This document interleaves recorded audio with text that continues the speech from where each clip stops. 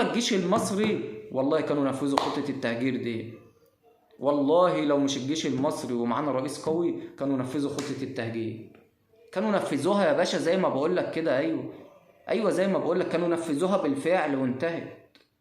ثق في رئيسك وثق في جيشك، خليك قوي. اللي هيوقف البلد ده على رجلها اللي زيه واللي زيك، بايدينا احنا، بايدينا. انت النهارده بتبص على الجيش المصري بيشتري اسلحه، عاوز يطور من نفسه، عاوز يقوي دفاعاته.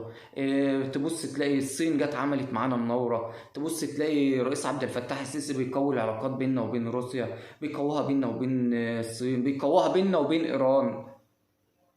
الراجل منفتح على العالم، الراجل منفتح على العالم، عاوز يخلي مصر في مكانة تانية، وبالله يخليها في مكانة تانية. كل اللي عليكم انكم تصبروا. الحالة الاقتصادية غير جيدة، اوكي تمام، على العالم والله. اتعب على نفسك واشتغل على نفسك واصبر. الجيش بيخوض حكايات سياسية والله كبيرة عليا وعليك، لا مؤاخذة في الكلمة. انا مش ما بقللش منك ولا بقلل من شخصك الكريم، انت على راسي من فوق. الجيش صامد على الحدود، الجيش صامد على حدود. اكتر دولة بتعادينا ما بتحبناش دولة اسرائيل، اكتر دولة ما بتحبناش.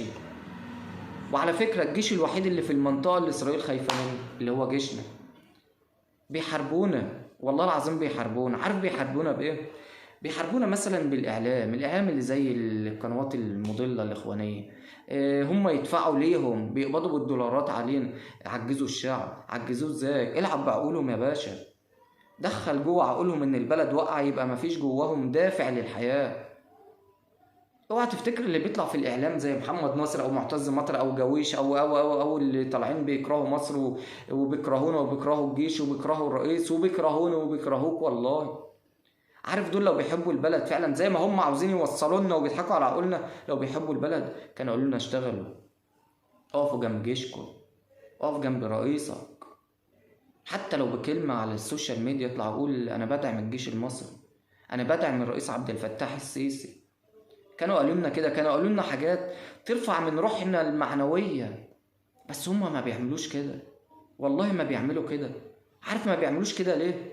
عشان هما بيكرهوك وبيكرهوني وبيكرهوا أهلك وأهلي، بيكرهوا مصر، عاوزين مصلحتهم. الدولارات اللي بيقبضوا الدولارات منين؟ ما احنا نفكر برضو منين؟ من أعداء الوطن، أعداء بلدي وبلدك، أعداء مصر اللي ما بيحبوناش،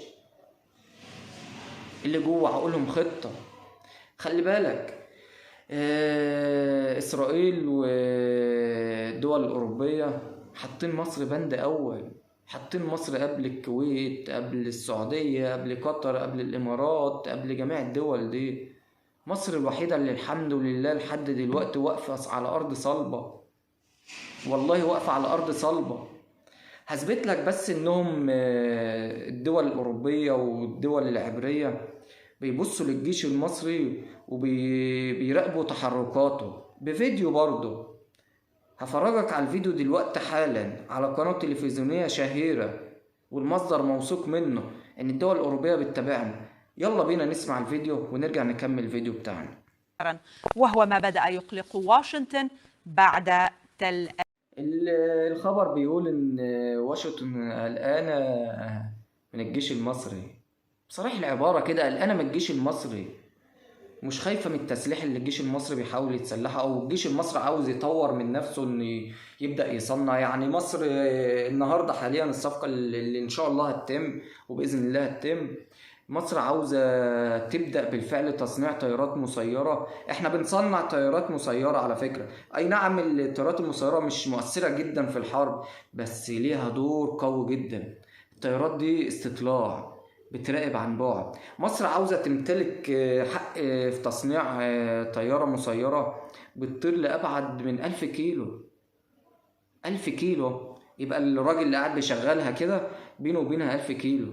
الطيارة دي ملهاش صوت، الطيارة ملهاش صوت. الطيارة اللي مصر عاوزة تمتلك حق تصنيعها. ومش بس كده، الجيش عاوز يمتلك حق تصنيعها ويصنعها ويصدرها للخارج. يعني الجيش عاوز ينهض، الجيش عاوز يعمل، يبقى في حاجات حلوة للبلد. يعني الجيش واقف صامد، الجيش الحمد لله حمينا من بره، احنا مش معرضين للاختراقات. طب انت سمعت عن تفجيرات ارهابية في مصر؟ لا، انا ما سمعتش وانت ما سمعتش، ولو قلت سمعت يبقى المصدر بتاعك كذاب كاذب. عارف ما سمعتش ليه؟ عشان الحمد لله قضينا على الارهاب، قضينا عليه والله، والله قضينا عليه. في كتير هيقول لك النغمه اللي الجيش المصري ماسكها واللي الشعب المصري ماسكها الحمد لله، ده احنا ما بقيناش شكل دوله مش عارف ايه، ده احنا ما بقيناش شكل دوله ايه. وفي يقول لك ده الدول اللي كانت واقعه دي نهضت وقامت. لا يا باشا، ما نهضتش ولا قامت. في تحكم كامل، تحكم كامل، الدول الاوروبيه بتتحكموا في الدول دي.